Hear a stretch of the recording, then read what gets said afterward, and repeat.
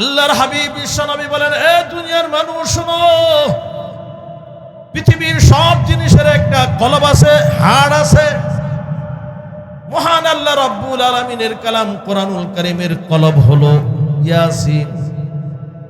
যারা ইয়াসিন একবার তেলাওয়াত করবে, আল্লাহ রাব্বুল আলামিন তার পিছনের সগীরা গুনাহগুলো মাফ করে দিবে। সুবহানাল্লাহ। কয়টা ফজিলত হলো? 1 নাম্বার। 2 নাম্বার আসেন, আনাতা ইবনে আবি রাবাহ রাদিয়াল্লাহু তাআলা আনহু قال قال النبي صلى الله عليه وسلم من قرأ ياسين في صدر النهار قضيت حوائجه। আল্লাহর নবী বিশ্বনবী বলেন, রে উম্মত, কোন মানুষ যদি সকালবেলা সূরা ইয়াসিন তেলাওয়াত করে, কুজিয়াত হাওয়াইজুহু, তার যাবতীয় প্রয়োজন মহান আরশের মালিকের পক্ষ থেকে পূর্ণ করে দেওয়া হবে। তার সমস্ত হাজতগুলো আল্লাহ মিটায়া দিবেন। গায়বে খাজানার থেকে তার হাজতগুলোকে আল্লাহ পরিপূর্ণ করে দিবেন। জোরে বলেন আল্লাহু আকবার। কয়টা ফজিলত হলো? 2টা। 3 নাম্বার, আন জুনদুব রাদিয়াল্লাহু তাআলা আনহু قال قال النبي صلى الله عليه وسلم من قرأ ياسين في ليلة ابتغاء لوجه الله غفر له। আল্লাহর হাবিব বিশ্বনবী বলেন, কোন মানুষ যদি সকাল রাত্রে বেলা ঘুমানোর পূর্বে ইয়াসিন তেলাওয়াত করে ঘুমায়া যায়, আল্লাহ রাব্বুল আলামিন ঘুম থেকে জাগ্রত হওয়ার আগে আল্লাহ তার গোটা জীবনের গুনাহগুলো মাফ করে দেন। কয়টা ফজিলত হইল? 3টা। 4 নাম্বার, আল্লাহর হাবিব আরো বলেন, কোন মানুষ যদি ইয়াসিন একবার তেলাওয়াত করে বাবা, আল্লাহ রাব্বুল আলামিন তার আমলনামার ভিতরে 10 খতম কোরআন তেলাওয়াতের সওয়াব লিখে দেন। আল্লাহু আকবার।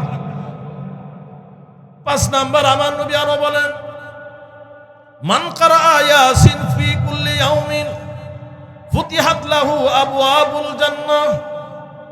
কোন মানুষ যদি কন্টিনিউ প্রতিদিন সূরা ইয়াসিন তেলাওয়াত করে, আল্লাহ রাব্বুল আলামিন তার জন্য জান্নাতের 8টা দরজা উন্মুক্ত করে দেন। জোরে বলেন আল্লাহু আকবার। 6 নাম্বার, কোন মানুষ যদি রিজিকের অভাবে সূরা ইয়াসিন তেলাওয়াত করে, আল্লাহ রাব্বুল আলামিন অকল্পনীয় স্থান থেকে তার রিজিকের ব্যবস্থা করে দিবে। 7 নাম্বার, কোন মানুষ যদি অসুস্থ হয়ে যায়, অসুস্থতার কারণে যদি কোনো মানুষের উপরে ইয়াসিন তেলাওয়াত করে করে প্রতি মুমিনে তার উপর ফুঁক দেওয়া হয়, আল্লাহ রাব্বুল আলামিন ইয়াসিনের বরকতে আল্লাহ তাকে রোগ থেকে শিফা দান করেন। আল্লাহু আকবার। কারণ কোরআনের মধ্যে শিফা আছে না নাই? জোরে বলেন। ওয়া নুনাজ্জিলু মিনাল কুরআনি মা হুয়া শিফাউ ওয়া রাহমাতুল লিল মুমিনিন।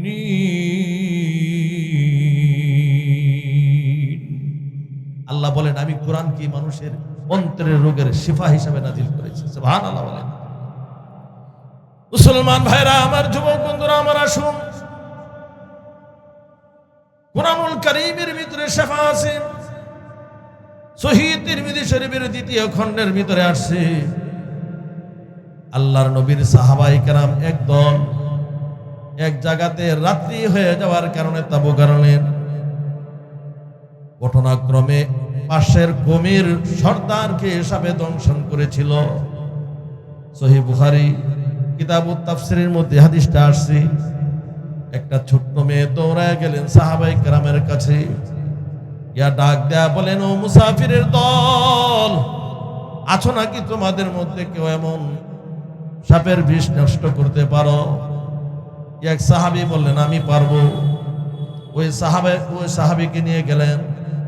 উনি আস্তে আস্তে কি যেন পরে ওই ক্ষত জায়গার মধ্যে থুতু দিলেন, সাথে সাথে তার বিষ কিরা নষ্ট হয়ে গেল।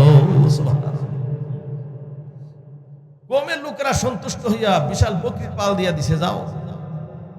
উনি যখন কাফেলার কাছে আসলেন, কাফেলার লোকেরা বলেন, যতক্ষণ পর্যন্ত এই বকরির ব্যাপারে নবীজি ফতোয়া না দিবেন ততক্ষণ আমরা একটা বকরিও খাবো না। একজন জিজ্ঞাসা করে, আচ্ছা তুমি কি মন্ত্র শিখলা যে মন্ত্র ভইরা সাপের বৃষ্টিটা নষ্ট করে দিলা? সাহাবীও ডাক দেয়া বলেন, না না না, আমি কোনো মন্ত্র টন্ত্র পড়ি নাই, আমি বিশ্ব নবীজির শিখানো মন্ত্র পড়েছি। সেটা কি?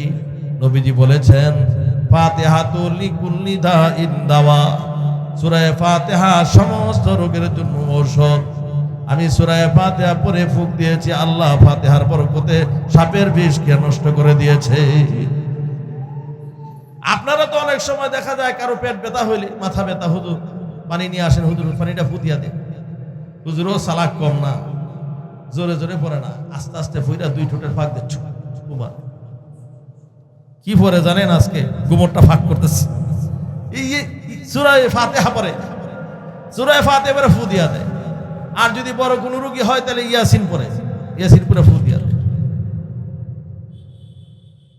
জোরে জোরে না পড়ার পিছনে হিকমত আছে, কারণ জোরে জোরে যদি পড়ে আপনি বলবেন, আই রে ও কারার শর্তে আসলাম, 5 জনাতে আসছি এখানে আব্দুল গাফফার সাহেব হুজুরের কাছে পানি পড়া নেওয়ার জন্য। উনি সূরা ফাতিহা পড়ে ফু দিল, ওইটা তো আমিও পারি, বাড়িওলিও পারে, ছেলে ফেলেরাও পারে, বাড়ি থেকেই তো পারতাম। তাহলে ভক্তি নষ্ট হয়ে যাবে, তখন আর এই পানি পড়ায় কাজ হবে না। কথা ঠিক না বেঠিক? অনেকে মনে করে মৌলবীরা বেকুল, আসলে বেকুল নয়, বরং সরল। জান্নাতি মানুষেরা হবেন সরল। কথা ঠিক না বেঠিক? আল্লামা ফখরে বাঙ্গাল রহমাতুল্লাহি আলাইহির দরবারে এক জাগতিক শিক্ষায় শিক্ষিত এই ব্যক্তি আসছে, ওনার সাথে কথোপকথন করতেছিলেন। ইতিমধ্যে একটা লোক আসছে, আয়েশা বলেন, হযরত আমার পানির মধ্যে একটু ফু দেন। হুজুরের দুই ঠোঁটের ফাঁক দিয়ে ফু দিলেন। তখন পাশের লোকটা যে আসছিল উনি আসলে একটু নাস্তিক মার্কা, উনি বলেন, হুজুর আপনি ফু দিয়া দিলেন, তাবিজও দিলেন না, কোনো ওষুধও দিলেন না, দুই ঠোঁটের ফাঁক দিয়ে একটু ফু দিলেন, এটার কি অ্যাকশন হবে? এটার অ্যাকশন কতটুকু হবে? তো আল্লামা ফখরে বাঙ্গাল রহমাতুল্লাহি আলাইহি ছিলেন বুদ্ধির গুণাবন। উনি বলেন, এই জাগতিক শিক্ষায় শিক্ষিত ভদ্রলোক, শোনো, আমি যদি তোমাকে কিছু কথা বলি তুমি কি মাইন্ড করবা? না, মাইন্ড করবো কেন? তুমি আসলে শিক্ষিত নয়, তুমি একজন গাধা। তোমার মতো এমন গাধা তোমার বাবা এই টাকা পয়সা খরচ করে তোমার মতো এমন একটা গাধা মানুষকে কেন পড়াশোনা করাইলো আমার কিছু বুঝে আসে না। তোমার মতো এমন গাধা সমাজে নাই। এমন যখন 2-4টা কথা বলছে, এখন ওনার মেজাজ খারাপ হয়ে গেছে। হুজুর আপনি আমার এত কিছু বলতেছেন, আমি এত শিক্ষিত মানুষ। তো হুজুর বলতেছে, এখন এই মিয়া শোনো, আমি তো গালি তো দিলাম, দুই ঠোঁটের ফাঁক দিয়ে কিছু শব্দ বললাম, এই কারণে যদি তোমার শরীরে এত অ্যাকশন হতে পারে, মহান আল্লাহ রাব্বুল আলামিনের কালাম কুরআনুল কারীমের সূরা ফাতিহা পড়ে ফু দিলে এর থেকেও কোটি কোটি গুণে বেশি অ্যাকশন হবে। কথা ঠিক না বেঠিক? এজন্য আলেমদেরকে দেখলে টিটকারি মারা যাবে না। যারাই যোগে যোগে আলেমদের সাথে শত্রুতা রেখেছে, আলেমদেরকে যাদের শরীরে অ্যালার্জি বাড়ছে, এই অ্যালার্জি বেশিক্ষণ থাকে নাই। এই অ্যালার্জির কারণে কিন্তু সমাজ থেকে, দেশ থেকে পালাইতে বাধ্য হইতে হয়। কথা ঠিক না বেঠিক? আল্লামা ফখরে বাঙ্গাল রহমাতুল্লাহি আলাইহি বহুত বড় বুদ্ধিমান ছিলেন, অনেক বড় আলেম ছিলেন, বাংলার ফখর ছিলেন। উনি একদিন হোটেলে খানা খাইতেছেন, দস্তরখানা বিছায়া সুন্নত তরিকায় খানা খায়, আর 2 আলেম বিদ্বেষী পাশে বসে বসে হুজুরের খানাটা দেখে। কিছু মানুষ আছে যাদের শরীরে চেক করলে আবু জাহালের রক্ত পাওয়া যায়। আবু জাহালও নবীকে দেখতে পারেনি, আসলে কোরআন সত্য জানতো, মুহাম্মদ সত্য নবী সেটাও জানতো, কিন্তু মানে না কেন? নেতৃত্বে চলে যাওয়ার ভয়ে। আজও পর্যন্ত কিছু মানুষ কোরআন সত্য জানে, ওলামাই কেরাম তারা হক্কানি সেটাও জানে, কিন্তু মানতে রাজি না, কারণ মানলে নেতৃত্ব থাকে না। এই সমস্ত মানুষের ভিতরে আর আবু জাহেলের স্বভাবের মধ্যে কোনো ডিফারেন্স নাই। কথা ঠিক না বেঠিক? ফখরে বাঙ্গাল রহমাতুল্লাহ আলাইহি খানা খায়, শাকের ডাঁটা মাছের খাড়া চিবায় চিবায় খায়, আর 2 আলেম বিদ্বেষী পাশে বৈশা বৈশা এই হুজুরের খানাটাও সহ্য হইতেছে।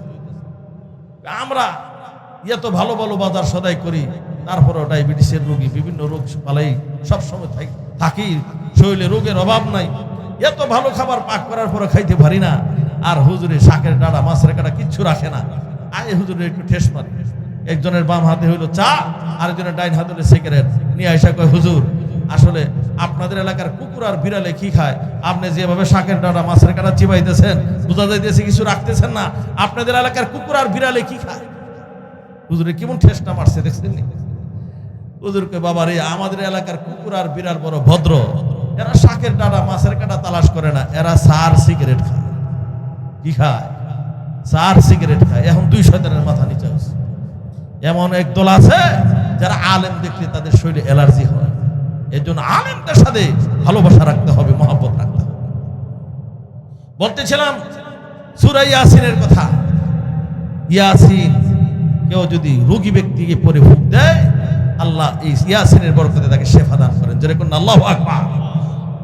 গেল 7 নাম্বার। 8 নাম্বার, আমার ভাইরা, আমার বন্ধুরা, শুন।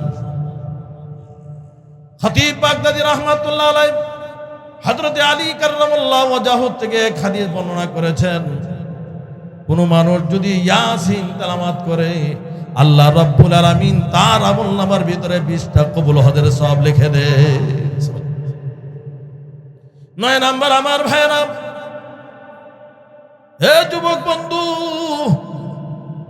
কোন মানুষ যদি কোনো মহিলার যদি প্রসব বেদনা আরম্ভ হয়ে যায়, আর ওই প্রসূতির কাছে যদি ইয়াসিন 7 মুবিন পড়া হয়, সিজারের প্রয়োজন হবে না। আল্লাহ রাব্বুল আলামিন ইয়াসিনের বরকতে আল্লাহ স্বাভাবিক নরমাল ডেলিভারি করবেন। জোরে বলুন আল্লাহু আকবার। 10 নাম্বার, মানুষের জীবনের শেষ মুহূর্তে যখন তার সাকরাত আরম্ভ হয়ে যায়, মরণ যন্ত্রণা শুরু হয়ে গেছে, হাকিমুল উম্মত মুজাদ্দিদুল মিল্লাত আশরাফ আলী থানভী রাহমাতুল্লাহ আলাইহি বড় চমৎকার এক্সাম্পল দিয়ে বলেছেন, কারো যদি 5 জন ছেলে হয়, একজন ছেলেরে ডাক্তার বানাইছে, আরেকজন ডক্টর, আরেকজন ইঞ্জিনিয়ার, আরেকজন এলাকার বড় এমপি, মন্ত্রী, নেতা, সর্বশেষ 5 নাম্বার সন্তানটাকে এই দারুন নাজাত ভর্তি করে দিল মাদ্রাসায়। কোন মানুষের যদি এরকম সাকরাত আরম্ভ হয়ে যায়, মরণ যন্ত্রণা শুরু হয়ে যায়, তখন খবর দেওয়ার পর তাড়াতাড়ি করে ডাক্তার আসবে, ডক্টর আসবে, ইঞ্জিনিয়ার সাহেব আসবে, বড় নেতা সাহেব আসবে। এরা এক একজনে এক এক ধরনের আইটেম নিয়ে আসছে। একজনে টাঙ্গাইল থেকে সমসম নিয়ে আসে, বগুড়া থেকে দই নিয়ে আসে, আরেকজনের উন্নত মানের ফল ফ্রুট নিয়ে আসে, আরেকজন এই এলাকায় থাকে নরসিংদী, ওই মনোহরদী এলাকায় কলার জন্য বিখ্যাত সাগর কলা নিয়ে আসছি। এই না বাবারে ডাক দেয়া বলেন, বাবা আপনার জন্য কত রকমের রকমারি খাবার নিয়ে আসছে, এগুলো আপনি খান। বাবা ডাক দেয়া বলেন, ও ছেলেরা, আমার এই গলার লাইন বন্ধ হয়ে গেছে, বুকের মধ্যে চাপ লেগে আছে, গিরা লেগে আছে, তোমাদের এই সমস্ত উন্নত খাবার আমার পেটে আর ঢুকবে না, লাইন কিলার না। যদি পারো গো, তাইলে আমার বুকের চাপটা একটু ছুটাইয়া দাও। ডাক্তার সাহেব পার্স পরীক্ষা করে, প্রেসার পরীক্ষা করে, কিন্তু বুকের চাপ ছুটানোর শক্তি নাই। ডক্টর সাহেব চোখের পানি ছেড়ে ছেড়ে কান্দে, কিন্তু বুকের চাপকে হালকা করার কোনো ব্যবস্থা পায় না। নেতা সাহেব বলে, যাব কোথায়? এই সমাজের কত মাতাব্বরি করলাম, আজকে তো বাবার মরণ যন্ত্রণাকে একটু লাঘব করতে পারলাম না। এইভাবে আফসোস করে আর কান্না করে। কোনো ছেলের কোনো তথ্য আর মন্ত্রতন্ত্র কোনো কাজে আসলে না। সর্বশেষ সন্তান, যে সন্তানরা দারুন নাজাতে পড়াশোনা করে, এই সন্তানরা শুনছে বাবার সাকরাত আরম্ভ হয়ে গেছে। বুকের মধ্যে আল্লাহর কালাম কোরআন নিয়ে দৌড় শুরু করে দিয়েছে। লোকেরা ডাক দেয়া বলেন, ও ছেলে কোথায় যাও, দৌড়াচ্ছ কেন? ছেলেটা ডাক দেয়া বলেন, শুনেছি আমার বাবার সাকরাত আরম্ভ হয়ে গেছে। আল্লাহর হাবিব বিশ্ব নবীর হাদিস আমাদের উস্তাদের জবানে শুনেছি, সাকরাতুল মাউত যদি শুরু হয়ে যায় আর তার পাশে যদি ইয়াসিন তেলাওয়াত করা হয়, মহান আল্লাহ রাব্বুল আলামিন মরণ যন্ত্রণাকে লাঘব করে দিবে। সুবহানাল্লাহ। এই সন্তানরা বাবার কাছে গিয়ে বসে গেলেন আর তেলাওয়াত শুরু করে দিলেন,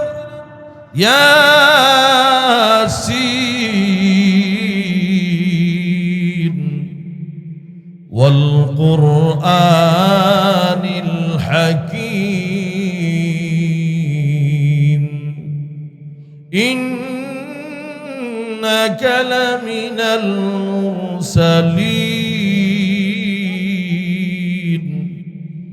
على صراط মুস্তাকিম।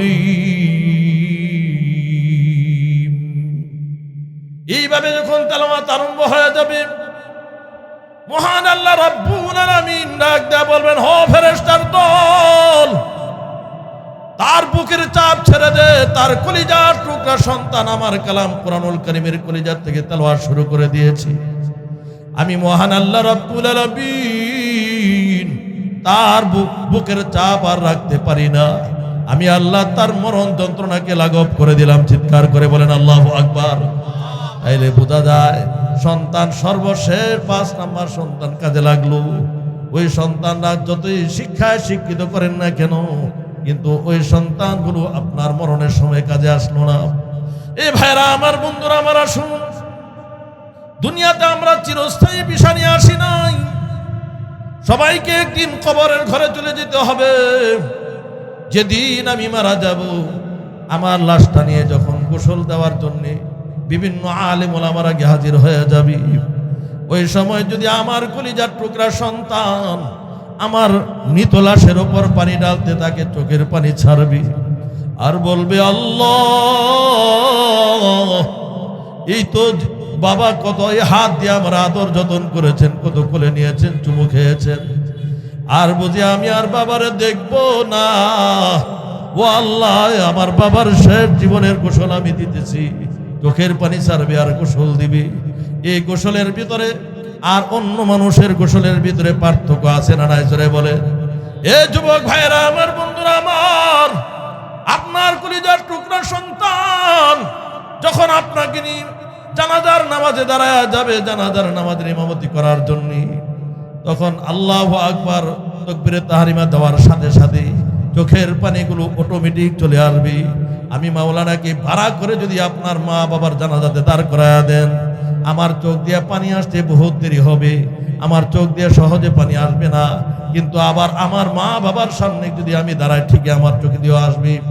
এজন্য ভাইরা আমার, বাবারা আমার, ও বন্ধুরা আমার, এই নরসিংদী এলাকার যুবক ভাইরা আমার, যদি তোমার কলিজার টুকরা সন্তান তোমার জানাজার নামাজের ইমামতিতে দাঁড়ায়া যায়, ওই দিন চোখের পানিগুলো নাকের ডগার দিকে আগাইতে থাকবে, তাকবীরে তাহরিমা বলবে আর চোখ দিয়ে অশ্রু জমিন স্পর্শ করবে। আমার আল্লাহ ডাক দেয়া বলবেন, ও ফেরেশতারা তাকায় দেখ, তার কলিজার টুকরা সন্তান তার জানাজার নামাজের ভিতরে কেমনে কান্দে, সন্তান হইয়া মারে বলে না, বাবারে বলে না।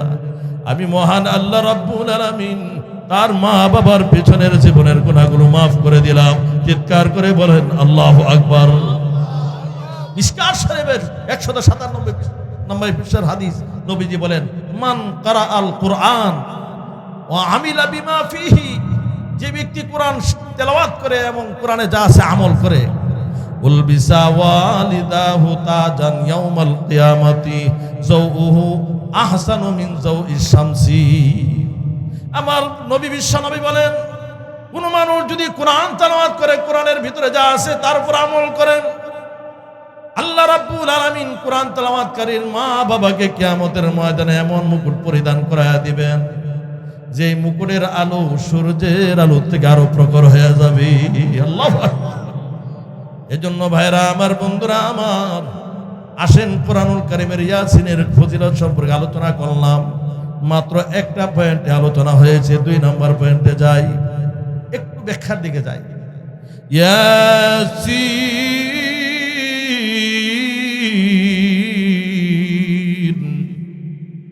তার অর্থ কি, ব্যাখ্যা বিশ্লেষণ কি?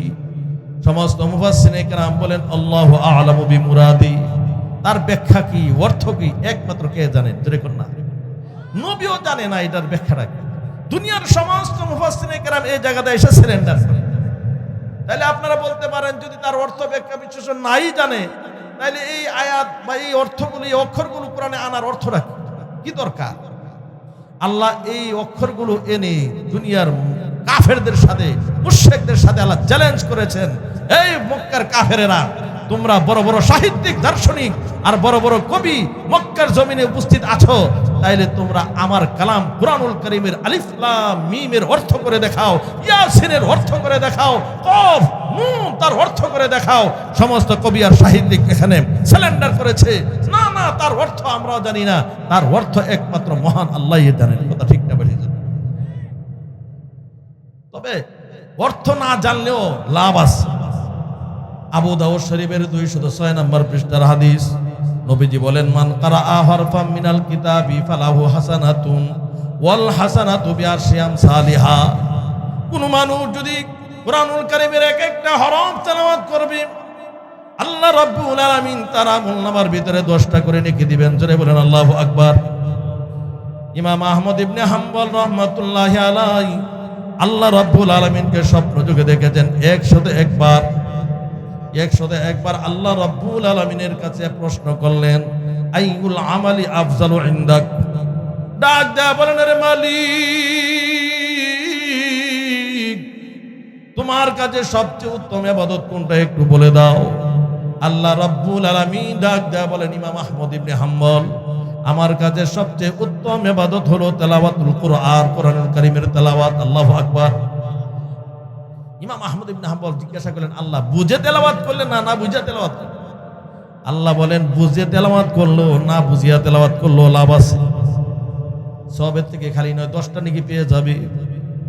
কিন্তু আমাদের দেশে কিছু ইহুদি নাসারাদের দালাল আছে, যারা আমাদের সাধারণ মুসলমানদেরকে কোরআন থেকে বিচ্ছিন্ন করার জন্য তারা বলে কোরআন না বুঝিয়া পড়লে কোনো লাভ নাই, কোরআন না বুঝা পড়লে ওয়াজিব তরকের গুনাহ হবে।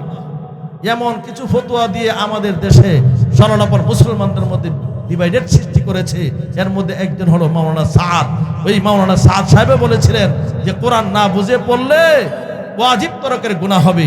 আমরা বলবো, তোমার এই সমস্ত বিভ্রান্তকর ফতোয়ার কারণে আজকে জামাতে তাবলীগ যারা এক আর নেক হয়ে সবচেয়ে খালেস একটা জামাত ছিল, এই জামাতের ভিতরে তোমার মতো ইহুদি নাসারাদের দালালি করার কারণে আজকে আমাদের ভিতরে ফাটল সৃষ্টি হয়েছে। কথা ঠিক না বেশি জোরে বলেন?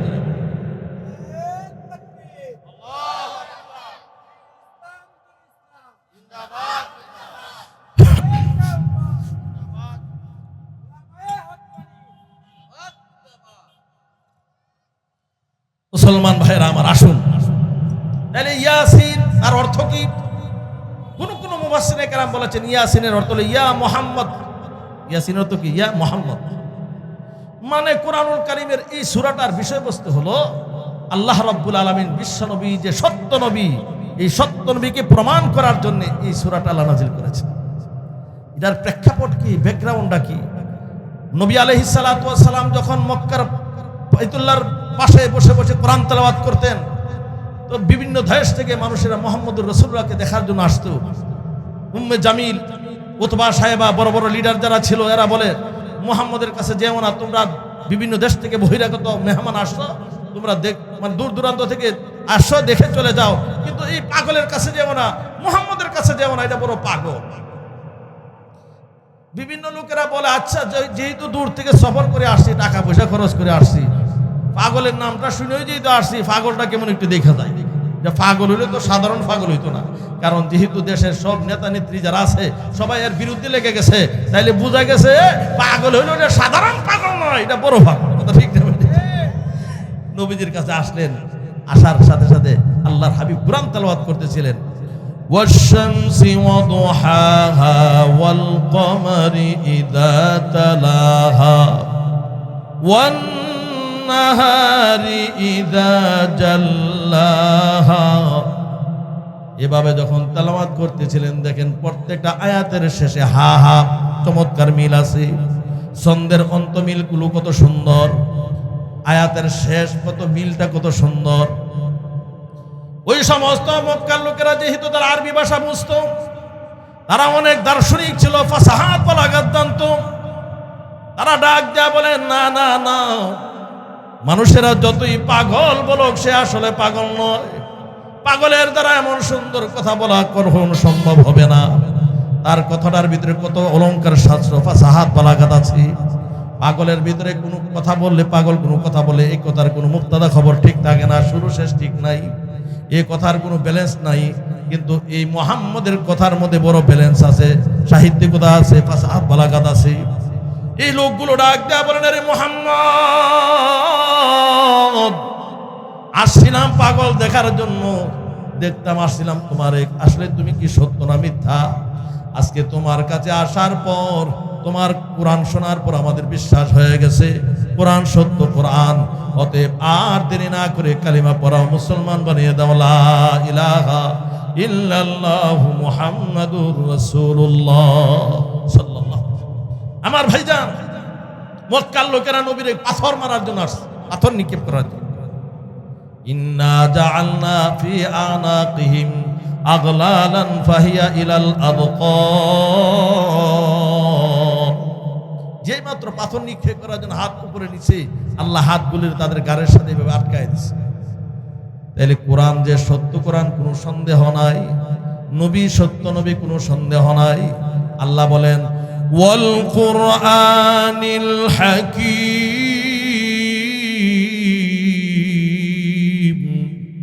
বিজ্ঞান সম্পন্ন কোরআনের শপথ। ইন্নাকা লামিনাল মুরসালিন,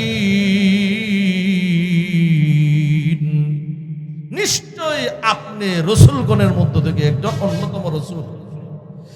আলা সিরাতিন মুস্তাকিম,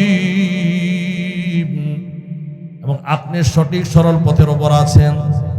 আপনি বিভ্রান্ত না, আপনি গুমরা না, আপনি পাগল না। এ মুসলমান ভাইরা আমার, যুবক বন্ধুরা আমার, কুরআনুল কারীমের আরেক আয়াতে আল্লাহ বলেন, মা কানা মুহাম্মাদুন আবা আহাদিম মির রিজালিকুম ওয়ালাকিন রাসূলুল্লাহি ওয়া খাতামান নাবিয়্যিন। আপনার আমার নবী হলেন সর্বশেষ নবী, সর্বশ্রেষ্ঠ নবী, কারণ যিনি শেষ হন তিনি শ্রেষ্ঠ হন। কথা ঠিক না বেঠিক যারা বলেন? আপনি অসুস্থ রোগী, 10 জন ডাক্তার দেখাইছেন, এই যে চিকিৎসা করতেছেন, কোন ডাক্তারের চিকিৎসার দ্বারা রোগ ভালো হয় না। একেবারে 10 নাম্বার আপনি সিএমএস কোন ভালো ডাক্তারের কাছে গিয়েছেন, ওখানে যাওয়ার পরে আপনার রোগ ভালো হয়ে গেছে, তাইলে বোঝা গেল কয় নাম্বার ডাক্তারটা শ্রেষ্ঠ? 10 নাম্বার ডাক্তারটা শ্রেষ্ঠ, কারণ উনি শেষ, উনি শ্রেষ্ঠ। আপনার আমার নবী তিনি ছিলেন রুহানি ডাক্তার, সমস্ত নবীরা ছিলেন রুহানি ডাক্তার, আধ্যাত্মিক ডাক্তার। আপনার আমার নবীর পরে আর কোন নবীর দরকার নাই, কারণ উনার চিকিৎসার পরে আর কোন চিকিৎসার দরকার নাই, কারণ আপনার আমার নবী হলেন শ্রেষ্ঠ এবং সর্বশ্রেষ্ঠ নবী, বিশ্ব নবী। তিরমিজি শরীফের এই 45 নম্বর পৃষ্ঠার ভিতরে হাদিসটা আসছে, মিশকাত শরীফের 511 নম্বর পৃষ্ঠার মধ্যে হাদিসটা আসছে, আলা সায়াকুমু ফি উম্মতি কাযাবুনা সালাসুন। এ উম্মতের দলেরা শোনো, অচিরেই আমার উম্মতের ভিতরে 30 জন লোক তারা মিথ্যা নবী দাবি করবে। আল কাযাবুনা সালাসুন ইয়াজামু আন্নাহুম কুল্লুহুম নবিয়্যুন, তারা প্রত্যেকে দাবি করবে তারা নবী। ওয়া আনা খাতামুন নাবিয়্যিনা লা নাবিয়্যা বাদি, আর আমি হইলাম সর্বশেষ নবী, আমার পরে কোনো নবী নাই।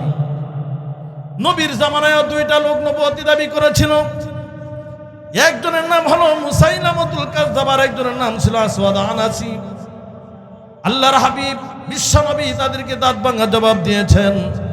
নবীজির ওফাতের পর এই মুসাইলামাতুল কাযযাবের বিরুদ্ধে হযরত আবু বকর সিদ্দিকের নেতৃত্বে যে সংগ্রাম হয়েছিল, এই সংগ্রামের ভিতরে সবচেয়ে বেশি সাহাবায়ে কেরাম শাহাদাত বরণ করেছেন। সাহাবায়ে কেরাম দৃষ্টান্ত রেখে গেলেন, এ দুনিয়ার মুসলমানেরা, তোমরা বিশ্ব নবীর হাদিস জানো, আসহাবিকান নুজুম বিআইহিম ইখতাদাইতুম ইহতাদাইতুম। নবীজি বলেছেন, আমার এক একটা সাহাবী হলেন আকাশের নক্ষত্রের মতো, তোমরা যে কোনো সাহাবীর অনুসরণ অনুকরণ করবে জান্নাতে প্রবেশ করবে। আমরা সেই নবীজির সাহাবী, আমরা তোমাদের জন্য দৃষ্টান্ত স্থাপন করে গেলাম। বিশ্বনবীর সম্মান মর্যাদাকে অক্ষত রাখার জন্য, অব্যাহত রাখার জন্য আমরা সবচেয়ে বেশি নবীজির শান রক্ষা করার জন্য বেশি সাহাবায়ে কেরাম জীবন দিয়েছি, জান দিয়েছি, সারা পৃথিবীর মানুষকে শিক্ষা দিয়ে গেলাম। এই দুনিয়ার মুসলমান, কিয়ামত পর্যন্ত কোনো মানুষ যদি নবুয়তি দাবি করে, বিশ্বনবীর সম্মান মর্যাদা অক্ষত রাখার জন্য প্রয়োজনে নিজের শরীরে তাজা রক্ত ব্যয় করে দিতে হবে, কাফনের কাপড় মাথায় বেঁধে মাথা নামতে হবে, জীবন দরকার হলে জীবন দিতে হবে, তারপর নবীজির সম্মান নষ্ট হতে দেওয়া যাবে যাবে না। কথা ঠিক তবে ঠিক চিল্লায় বলো, কে কে আল্লাহর জন্য নবীর জন্য মাঠে নামতে রাজি আছো? হাত উড়ে দেখাও। নারায়ে তাকবীর।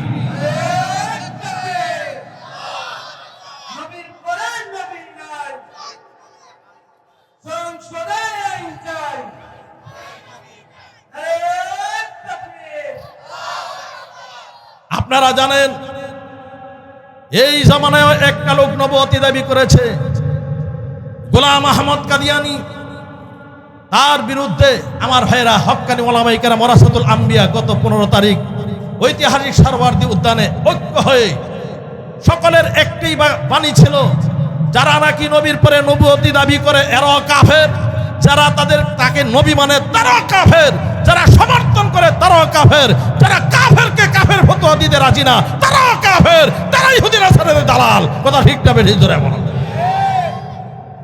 আমরা অন্তর্বর্তী সরকারের কাছে আবদার রেখেছি, এই গোলাম আহমদ কাদিয়ানী গ্রুপ যারা বাংলার জমিনে বসবাস করে, এরা গণতান্ত্রিক দেশে বসবাস করবে আমরা নিষেধ করি না। এই দেশে হিন্দুরা বসবাস করে, বৌদ্ধরা বসবাস করে, তারাও বসবাস করবে, এই কাদিয়ানীরাও বসবাস করবে, কোনো সমস্যা নেই।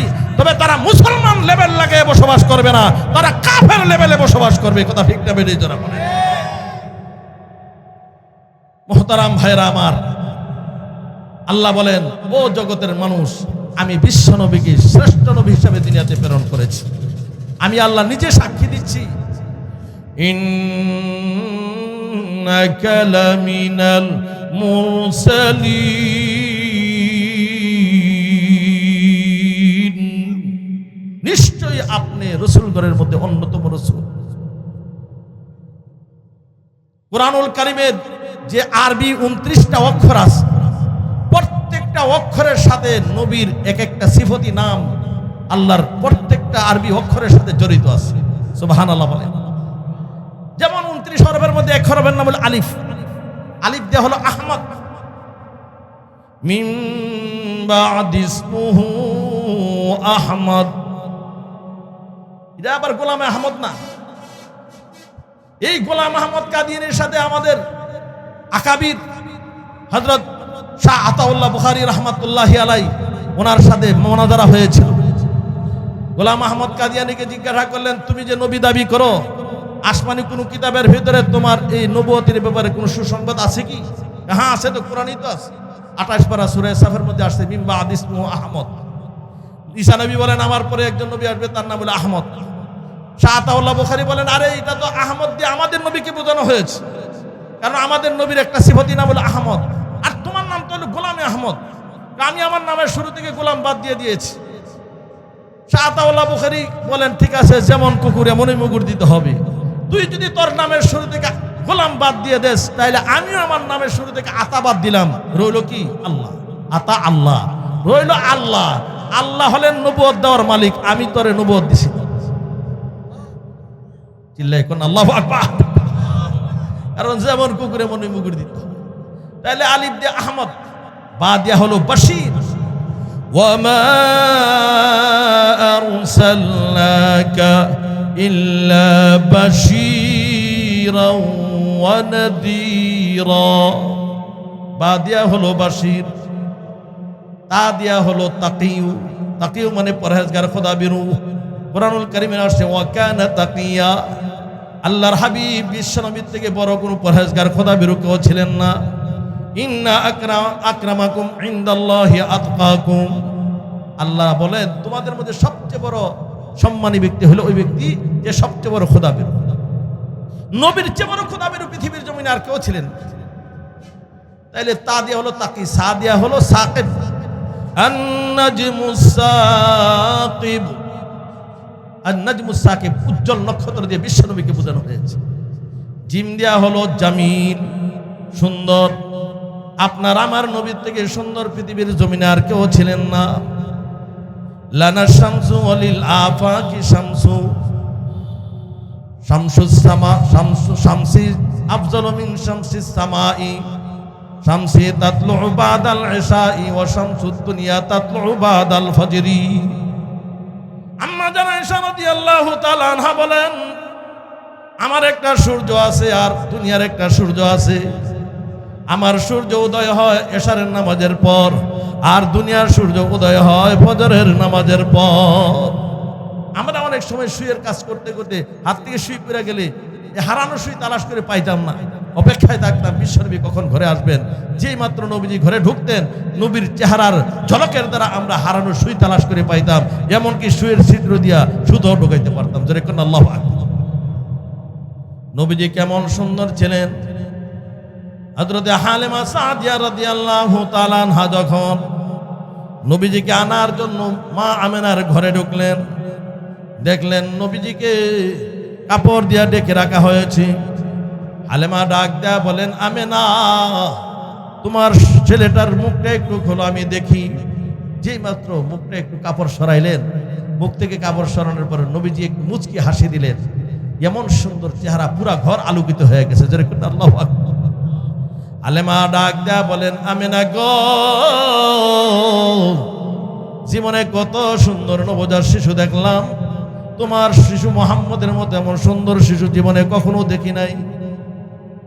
আমেনা ডাক দেয়া বলেন, ও হালিমা, তুমি থাকো তায়েফে, আমি থাকি মক্কা নগরীতে শহরে। শহরের তুলনামূলক গ্রামের তুলনায় শহরে মানুষ বেশি বসবাস করে।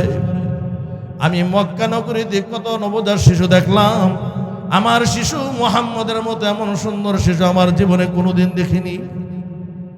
দুইজনের কথোপকথন শুনতেছিলেন খাজা আব্দুল মুত্তালিব। খাজা আব্দুল মুত্তালিব ডাক দেয়া বলেন, আমেনা, ও হালিমা, তোমরা তো তায়েফ আর মক্কার কথা বলছো, আর আমি খাজা আব্দুল মুত্তালিব এই মক্কা নগরী, শাম, সিরিয়া অনেক দেশ সফর করেছি, কিন্তু আমি খাজা আব্দুল মুত্তালিব আমার নাতি মুহাম্মদের মতো এমন সুন্দর শিশু দেখি না। আল্লাহু আকবার। এমন সময় হযরত জিবরাইল আমি ডাক দেয়া বলেন, খাজা আব্দুল মুত্তালিব, আমি জিবরাইলের দুইটা পাখার নিচে সারা পৃথিবী ডেকে যায়। আমি কত শিশু দেখলাম, কিন্তু শিশু মুহাম্মদের মতো এমন সুন্দর শিশু আমি জিবরাইল কোনোদিন দেখি নাই। এমন সময় আমার আল্লাহ ডাক দেয়া বলেন, জিবরাইল, তুমি তো পৃথিবীর কথা বলছো, আর আমি আল্লাহ স্থলভাগ, জলভাগ, আকাশ, জমিনের ভিতরে কত মাখলুকাত সৃষ্টি করেছি। হে জিবরাইল, আমার হাবিব বিশ্বনবী মুহাম্মদের মতো এমন সুন্দর করে আমি আল্লাহ রাব্বুল আলামিন আর কোন মানুষকে সৃষ্টি করি নাই। জোরে কোন আল্লাহু আকবার। হোসনে ইউসুফ দমে ঈসা ইয়াদে বয়জাদারি আছে খোবা হামাদার অন্ত তনহাদারি। এজন্য হযরত শেখ সাদিন রাহমাতুল্লাহ আলাইহি বলেছেন, আল্লাহ সৌন্দর্যকে দুই ভাগে বিভক্ত করেছেন। 50% সৌন্দর্য দিয়ে ইউসুফ আলাইহিস সালামকে বানাইলেন, আর বাকি 50% দিয়ে তাম পৃথিবীর মাখলুকাত সৃষ্টি করলেন। আর দুইটা সমন্বয় করলে যে পরিমাণ সৌন্দর্য হয়, একা এতগুলো সৌন্দর্য আপনার আমার নবীর মধ্যে আল্লাহ জমা করে দিয়েছে।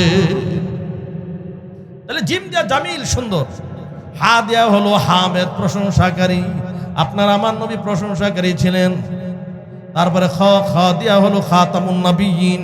আপনার আমার নবীর পরে আর কোনো নবী নাই, তিনি শেষ নবী। আনা খাতামুন নবিয়্যিন লা নবিয়্যা বাদি। তারপরে খয়ের পরে হলো জাল, জাল দেয়া খয়ের পরে হলো দাল, দালের পর দাল দেয়া হলো দাইয়ান ইলাল্লাহ, তার দিকে দাই, আহ্বানকারী। তারপরে জাল, জাল দেয়া হলো জাকিউ, জাকিউ মানে ব্রেনিয়ান। আপনার আমার নবীর থেকে এমন ব্রেনিয়ান মানুষ পৃথিবীতে ছিল না। উতিতুল ইলমা মিনাল আউয়ালিন ওয়াল আখিরিন। আল্লাহ রাব্বুল আলামিন বিশ্বনবীকে এমন জ্ঞান দিয়েছেন, নবীজি বলেন দুনিয়ার সূচনা থেকে কিয়ামত পর্যন্ত যত জ্ঞান আল্লাহ দিবেন, একা আমি বিশ্বনবীকে এই পরিমাণ জ্ঞান আল্লাহ একাই দিয়েছেন। জোরে কোন আল্লাহু আকবার। তাহলে জাল দেয়া যাকে রা দেয়া হলো রহমত। ওয়ামা আরসালনাকা ইল্লা রাহমাতাল লিল আলামিন।